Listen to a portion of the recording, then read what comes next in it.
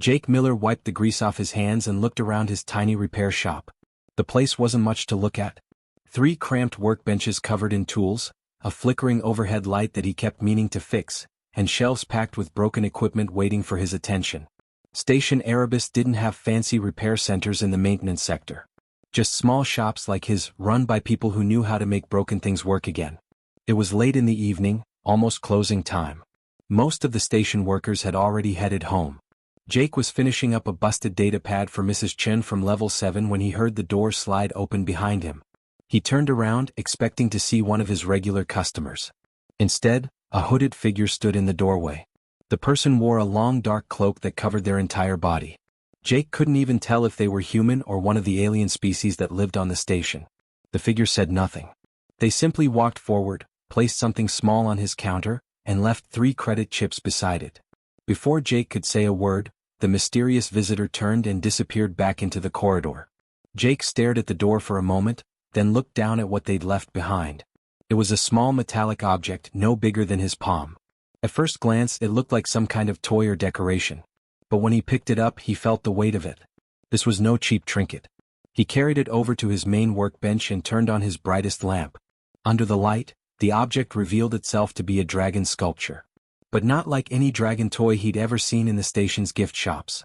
This thing was covered in symbols he didn't recognize. Strange writing that seemed to shimmer when the light hit it at certain angles. Jake pulled out his magnifying lens and took a closer look. His breath caught in his throat. The craftsmanship was absolutely incredible. Every single scale on the dragon's body was individually crafted. They overlapped each other with perfect precision, just like scales on a real reptile would. The joints were so tiny he could barely see them, but he could tell they were designed to move. The eyes were made from some kind of crystalline material that seemed to have depth to it, like looking into a gemstone. This wasn't a toy. This was art.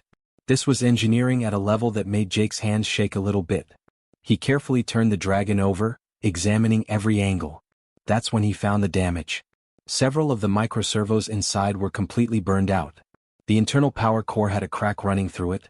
Whatever this thing was supposed to do, it couldn't do it anymore. It was broken maybe for a long time.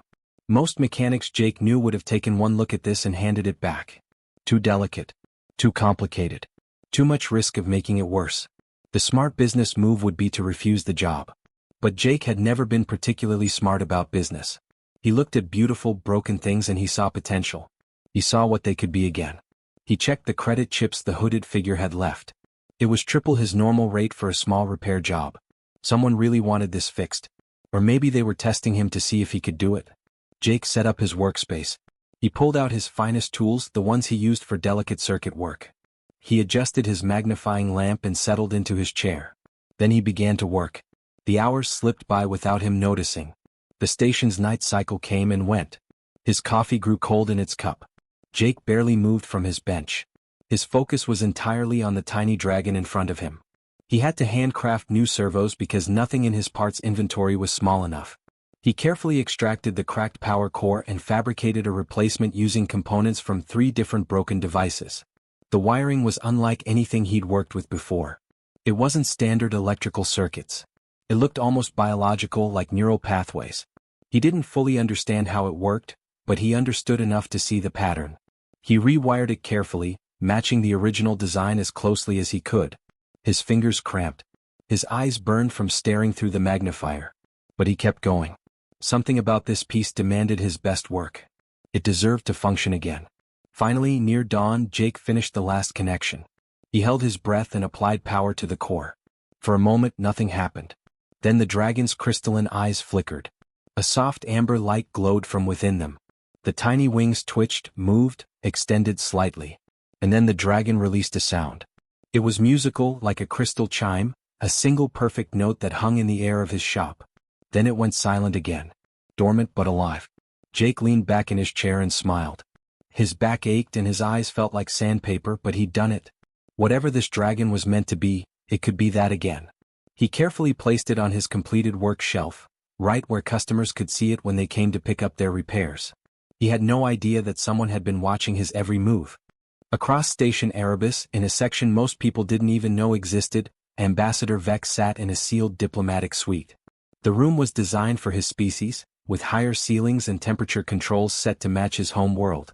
Soft amber lighting cast shadows across his scaled skin as he stared at the monitor in front of him. His clawed fingers gripped the edge of his desk. He couldn't believe what he was seeing. Lyra, his young assistant, stood beside him.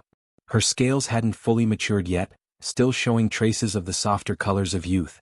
She'd been the one to wake him in the middle of the station's night cycle with urgent news. Now she watched nervously as her superior replayed the security footage for the fourth time. "Excellency," she said quietly, her voice carrying the harmonic undertones of their language. "The heirloom is functional again. The sensors confirm it. After 300 years of silence, it lives." Vec didn't respond immediately. He was too focused on the human on the screen. Jake Miller. A nobody. A small shop owner in a forgotten corner of a mid-level space station. And yet this nobody had just accomplished something that had eluded some of the greatest minds in 2 galaxies. The Dragon artifact wasn't just some random piece they'd left behind. It was a test. The Draconis Collective had been conducting this test for thousands of years, ever since they'd begun exploring beyond their own star system. They would take sacred objects, deliberately damage them in specific ways, and leave them in the paths of other species. Then they would watch. And wait. The test wasn't about technology. Any species with enough advancement could scan the object, understand its components, maybe even replicate it. No, the test was about something deeper. It was about how a species treated things that were broken. How they approached the old, the damaged, the forgotten. It revealed their values in ways that diplomatic meetings and trade negotiations never could. Vec had administered this particular test 17 times. 17 different species across 2 galaxies had encountered the dragon relics. All 17 had failed. The first species had simply thrown it away. Didn't even examine it. To them, broken meant worthless.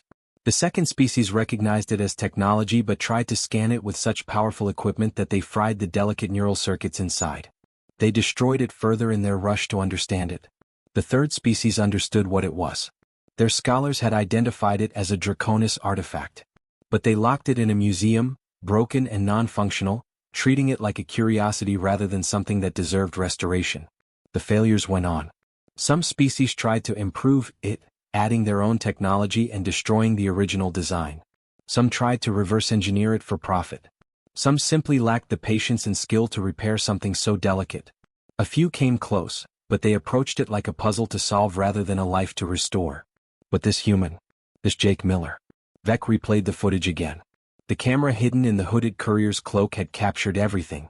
He watched Jake's face when he first examined the dragon under the light. The way his eyes widened. The careful reverence in his hands as he turned it over. Jake had recognized immediately that this was something special, even though he had no idea what it truly was. Then came the long night of work. Vec watched Jake handcraft tiny components. He watched the human's face scrunch up in concentration as he worked through problems. He saw Jake talking to the dragon, actually speaking to it softly as he worked. "Okay, let's see what you need," the human had said. "Don't worry, I'll be careful with you." Treating it like something alive. Something that deserved gentleness. Jake didn't have access to advanced molecular fabricators. He didn't have neural mapping equipment. He didn't even have proper magnification beyond a simple lens. His tools were basic, almost primitive by galactic standards. But he had patience. He had skill. And more importantly, he had respect for what came before him. The human never tried to modernize the dragon. He matched the original design, understanding instinctively that the original creators had known what they were doing. He honored their work even though he'd never met them, even though he didn't know who they were. When the dragon's eyes had lit up with that amber glow, when it released that single crystalline note, Vec had felt something he hadn't felt in decades. "Oh, Excellency?" Lyra prompted gently. "What are your orders?" Vec sat back in his chair, his mind racing through implications. In 10,000 years of testing, only 3 other species had passed. Those 3 now sat on the Artisan Council, one of the most respected bodies in the known galaxy. They were civilizations that understood preservation, that valued memory and legacy, that saw worth in restoration rather than just creation. Humanity was young, aggressive in their expansion. Many in the collective had written them off as just another warlike species destined to burn bright and flame out. But maybe they'd been wrong. Maybe humanity had something the galaxy needed. "Prepare my shuttle," Vec commanded, standing to his full height. His ceremonial robes shifted around him. "And summon the honor guard." Full protocol. Lyra's eyes widened. Excellency, are you certain? First contact protocols for an entire species based on one individual. Vec looked at the frozen image on his screen. Jake Miller, smiling at his completed work, placing it carefully on the shelf. One individual can reveal the soul of a species, Vec said. We may have finally found them, Lyra. After all these centuries of searching, we may have found a species worthy of the Alliance. He began composing the message to the High Council. This would change everything. Jake was shoulder deep inside a broken coolant pump, trying to figure out why the thermal regulator kept shorting out, when he heard his shop door slide open. He didn't look up immediately. Customers could wait 30 seconds while he disconnected the power coupling. The last thing he needed was to electrocute himself before lunch. Be right with you, he called out, his voice muffled from being half buried in machinery. Just finishing up something that might explode if I do it wrong. There was no response. Not even footsteps. Just silence. That was odd enough to make Jake pull himself out of the coolant pump and turn around. His wrench clattered to the floor. 6 massive reptilian beings stood in his tiny shop. They weren't just tall, they were enormous, each one nearly 7 feet high with broad shoulders that made his workspace look like a child's playroom. They wore armor that looked ceremonial, covered in intricate engravings and inlaid with materials that seemed to glow from within. Their scales caught the light like polished gemstones, deep blues and purples and greens that shifted with every tiny movement. But it was their eyes that made Jake's breath catch. They glowed with an inner fire, like embers in a forge. Intelligent. Ancient. Focused entirely on him. The shop suddenly felt very, very small. Jake's first instinct was to check if he'd somehow broken a law. Had that dragon sculpture been stolen property? Was he about to be arrested by alien police? His mind raced through possibilities, none of them good. His heart hammered in his chest. The lead figure moved forward with surprising grace for something so large. The others remained near the door, perfectly still like statues. The leader's gaze swept across Jake's shop, taking in the cluttered workbenches, the shelves of broken equipment, the tools scattered everywhere. Then those burning eyes fixed on Jake's completed work shelf. The being walked directly to it and reached out with clawed hands. Jake noticed the hands were surprisingly delicate despite their size, the movements precise and careful. The dragon being picked up the small dragon sculpture that Jake had repaired 2 nights ago. Jake found his voice, though it came out shakier than he would have liked. That's a completed repair. The customer hasn't picked it up yet, so I can't really. Human. The word resonated through the shop like a deep bell, carrying harmonics that Jake felt in his chest. The voice wasn't just sound, it was presence. Do you understand what you have repaired? Jake wiped his greasy hands on his work pants, a nervous habit. His mouth had gone dry.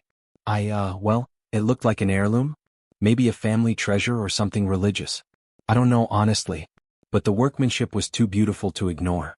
I couldn't just throw it in the trash. The translator device on the being's armor crackled. Jake heard what sounded like approval in those strange harmonics, though he couldn't be sure. The dragon being turned the small sculpture over in his hands, examining Jake's repair work with those glowing eyes. This, the being said slowly as if choosing each word with care, is called a soul echo. It is one of our most sacred technologies. It contains the consciousness imprint of my grandmother, a matriarch who led our people through the Void Wars 5 centuries ago. Jake's legs suddenly felt weak. He grabbed the edge of his workbench for support. Wait, consciousness. You mean there's someone inside that thing? Like an actual person? An imprint, the ambassador clarified. Her memories, her personality, her wisdom. Preserved so that future generations could seek her guidance. She has been dormant for over 300 years because no one in 17 attempts across 2 galaxies could repair her vessel without destroying her essence in the process. The being's clawed finger traced the area where Jake had replaced the power core. The neural pathways are extraordinarily delicate. One wrong connection, too much power, too little care, and the consciousness dissolves. Forever lost. Yet you, with your primitive tools and no knowledge of our technology, succeeded where our greatest engineers failed. Jake felt like the floor was tilting beneath him. I didn't know. I just saw that it was broken and tried to fix it the way it was meant to work. I didn't add anything or change anything. I just wanted it to function again. Precisely, the ambassador said. He turned back to face Jake fully and did something with his clawed hand. The small dragon sculpture began to glow. It unfolded in ways that shouldn't have been possible, the metal flowing like liquid, expanding and reconfiguring. Light poured from it, coalescing into a holographic figure above the ambassador's palm. A dragon being appeared, translucent but clearly visible, floating in the air of Jake's shop. She was smaller than the ambassador but radiated authority. Her scales in the hologram shimmered with colors Jake didn't have names for. But it was her eyes that held him frozen. They were ancient beyond measure, filled with wisdom and kindness and something that looked like amusement. She looked directly at Jake, and when she spoke, the translator made her voice sound gentle despite the deep harmonics. "You worked with both skill and heart, small one," she said. "Not many possess both qualities. You treated my vessel as if it were alive, as if it had feelings. You spoke to me while you worked, do you remember? You promised to be careful." Jake's face flushed. He'd thought he was alone. He always talked to the things he repaired, a habit he'd never mentioned to anyone because it seemed crazy. The matriarch's holographic form smiled. "We have been watching your kind, Jake Miller. Watching and wondering if you were ready." Jake's voice came out as barely a whisper. "Watching us? What? Ready for what?" The 6 armored figures seemed to stand even straighter. The ambassador's eyes glowed brighter. And Jake realized with a jolt that everything in his life was about to change. Ambassador Vex stepped closer to Jake, his massive form somehow less intimidating now that the initial shock was wearing off. He gestured to the holographic matriarch still floating in the air, her ancient eyes watching Jake with what seemed like gentle curiosity. "Let me explain something to you, Jake Miller," Vex said, his deep voice filling the small shop. "The Draconis Collective has been traveling the stars for thousands of years. In that time we have encountered countless species. Some brilliant, some savage, some so alien we could barely communicate. But we have been searching for something specific. Something rare." Jake grabbed a stool and sat down before his shaking legs gave out completely. "Searching for what, exactly?" "Species worthy of joining the Artisan Alliance," Vec replied. "Civilizations that value preservation and craftsmanship over mere efficiency and profit. Cultures that understand that the old ways, the careful ways, matter just as much as innovation and progress."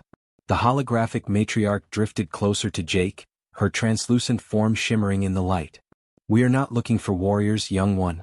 The galaxy has plenty of those. We are not seeking merchants or empire builders. Those are common as stars. We search for something your kind might call soul. The ability to see worth in what others discard." Vec began to pace, his armored footsteps heavy on Jake's workshop floor. "We leave these tests across the galaxy. Soul echoes, deliberately damaged in specific ways, placed in the paths of developing species. Then we watch what happens. Most of the time, nothing happens at all. The artifact is ignored, tossed aside as junk, or sold to a collector who doesn't understand what they have." Jake listened, his mind struggling to process everything. This was bigger than fixing a broken sculpture. This was first contact. Real first contact. "Sometimes," Vec continued, "a species recognizes the artifact as technology. They scan it with their instruments. They analyze it. And in their eagerness to understand, they destroy it. They blast it with radiation trying to date it. They tear it apart to see how it works. They have the intelligence to recognize value but not the wisdom to approach it with care." The matriarch's hologram nodded sadly. "We have seen this 17 times with my particular vessel. 17 different species across 2 different galaxies. Each time they failed the test in different ways. Some tried to modernize me," she said, a note of what might have been humor in her translated voice. "They thought the original design was primitive. They wanted to add their own technology, make me better, faster, more efficient. They did not understand that I was already exactly what I needed to be." Jake thought about all the times customers had asked him to upgrade their old equipment instead of just fixing it. He usually talked them out of it. If something was built well originally, it deserved to work the way its creator intended. Vex stopped pacing and faced Jake directly. A few species understood what the soul echo was. Their scholars identified it as Draconis technology. But they lacked the skill to repair it. The neural pathways are extraordinarily delicate. Or they had the skill but not the patience. They rushed. They cut corners. They treated it like a puzzle to solve rather than a life to restore. "But you," the matriarch said softly, "you spoke to me while you worked. You apologized when you had to disconnect my power core. You promised to be careful, to honor the original design. You saw me not as a challenge or a curiosity, but as something precious that deserved to exist again."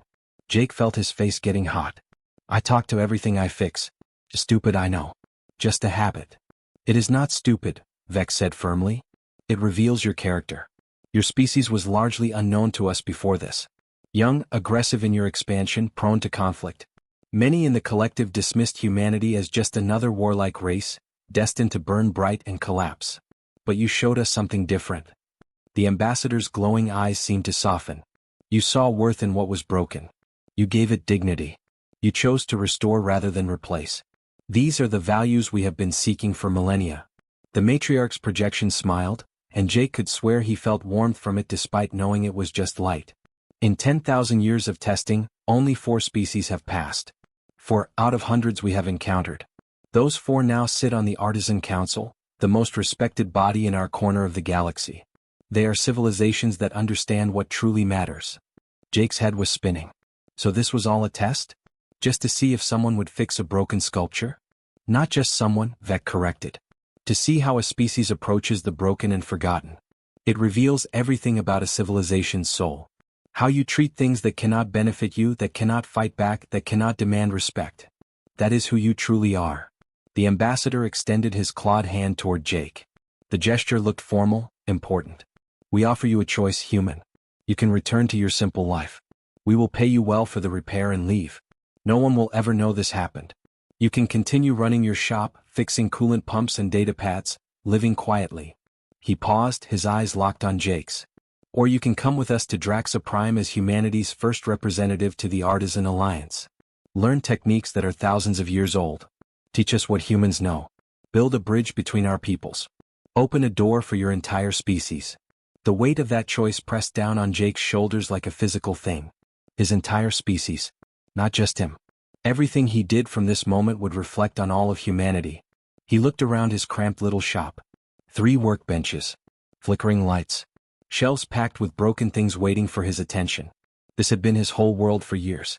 Then he looked back at the glowing hologram of the ancient matriarch, at the towering ambassador in his ornate armor, at the honor guard standing silently by the door. He thought about techniques thousands of years old. About building bridges between worlds. Jake took a deep breath and asked the only question that mattered to him, "Can I bring my tools?" For a moment there was silence. Then the shop filled with a sound Jake had never heard before. Deep, rumbling, harmonic. The dragon beings were laughing. All 6 of them. Even the stoic honor guard's shoulders shook with what could only be amusement. The matriarch's holographic form flickered with what looked like delighted surprise. "Yes, small one. You can bring your tools." 6 months had passed since Jake Miller left his tiny repair shop on Station Erebus. Sometimes it still didn't feel real. He'd wake up in his quarters on Draxa Prime and have to remind himself that this wasn't a dream. That he was actually living on an alien world, working alongside species he'd only seen in documentaries, learning techniques that seemed more like magic than engineering. The workshop where he spent his days occupied an entire level of the Crystal Spire, the tallest structure on Draxa Prime. The first time Jake had seen it, his jaw had literally dropped. His old shop could have fit inside one corner. The ceilings soared hundreds of feet above, supported by columns that looked like they were made from solidified light. Workstations were arranged in a massive circle, each one customized for different species with different needs. To his left worked a being from the Corzan Collective, her 6 arms moving in perfect coordination as she restored an ancient navigation device. To his right, a Velthian master craftsman shaped memory crystals with tools that responded to thought rather than touch. Across the circle, 2 humans who'd arrived last month were learning to work with living metal, a material that actually grew and adapted under the right conditions. Jake still had his old tools. They sat on his workbench like old friends, looking primitive and clunky next to the advanced equipment around him. But he used them every day. Ambassador Vec had told him that the old tools reminded everyone that skill mattered more than equipment. That human hands with simple instruments had accomplished what others with advanced technology could not. The matriarch's soul echo had become more than just a mentor to Jake. She'd become like family. Her holographic form appeared beside him most days, watching him work, offering guidance, telling stories about the old days when her people first learned to preserve consciousness in physical form. She had a way of explaining complex concepts that made sense to Jake's mechanic brain. "Feel the memory song," she'd say when Jake was examining a broken artifact. At first he thought she was speaking in metaphors. But after months of practice he started to understand. Every object that had been used, loved, or valued by someone carried a kind of resonance. Not literally a song, but something he could sense if he paid attention. The weight of history. The echo of purpose. She taught him to see scratches not as damage but as stories. That worn edge meant someone had held this object every day for years. That discoloration showed where warm hands had touched it again and again. Each mark was a memory, and a good repair preserved those memories while restoring function. Humanity's true gift, the matriarch told him one day while he worked on a ceremonial timepiece from a species that had gone extinct 2,000 years ago, is not your technical skill, though that is considerable. It is your ability to see potential in ruins. To believe that broken things deserve another chance. Many species can build new wonders. Few remember to preserve the old ones. Jake thought about that a lot. About how humans were always talking about second chances, redemption stories, underdogs coming back. Maybe it was built into their culture somehow. The idea that broken didn't mean worthless. News from home arrived regularly. His sister sent him messages every week, still amazed that her brother had become some kind of galactic ambassador. She told him what was happening back on Station Erebus, and the stories made Jake smile every time. His old repair shop had been preserved exactly as he'd left it. The station authorities had turned it into a historical site. They'd installed a plaque above the door that read, "Miller's Workshop, First Contact Site, Artisan Alliance." People visited it every day. Tourists, students, other mechanics who wanted to see where it all started. But the thing that made Jake proudest was what his sister told him about the young people. Teenagers and young adults were gathering at his old shop, inspired by his story. Applications to trade schools had tripled. Kids who'd been planning to join the military or go into corporate work were choosing repair and restoration instead. They wanted to work with their hands. They wanted to fix things. "They're calling it the Miller effect," his sister wrote. "You made being a mechanic cool, Jake." Who would have thought? The impact went far beyond Station Erebus. Across human space the story spread. A nobody mechanic from a forgotten station had changed humanity's standing in the galaxy by simply doing honest, quality work. Not through military conquest. Not through economic dominance. Through craftsmanship and respect for what came before. In council chambers across multiple star systems, humanity's application for membership in the greater galactic community was being fast-tracked. Diplomats who'd been skeptical of the aggressive young species were reconsidering. If humans could produce individuals like Jake Miller, maybe they had more to offer than anyone realized. Ambassador Vec gave speeches about humanity now. Jake had watched recordings of them, feeling embarrassed and proud in equal measure. "We have learned," Vec told an assembly of 20 different species, "that how a civilization treats the broken and forgotten reveals everything about their character. Humanity sees worth where others see waste. They believe in restoration, in second chances, in honoring what came before while building what comes next. That is why they belong among us." Jake set down his tools and looked around the workshop. Master artisans from 4 different species, all working together, preserving the past while creating the future. And somehow, impossibly, he belonged here. His communicator buzzed. Another human was arriving next week, a young woman from Earth who specialized in antique clock repair. She'd be the 20th human to join the Artisan Alliance. 20 people in 6 months. It was just the beginning. Jake smiled and picked up his old wrench, the one he'd used to fix the dragon sculpture that changed everything. Some things were worth keeping, worth preserving, worth honoring. The matriarch had taught him that. And now humanity was teaching the galaxy the same lesson. All because one mechanic had seen a broken treasure and decided it deserved to work again.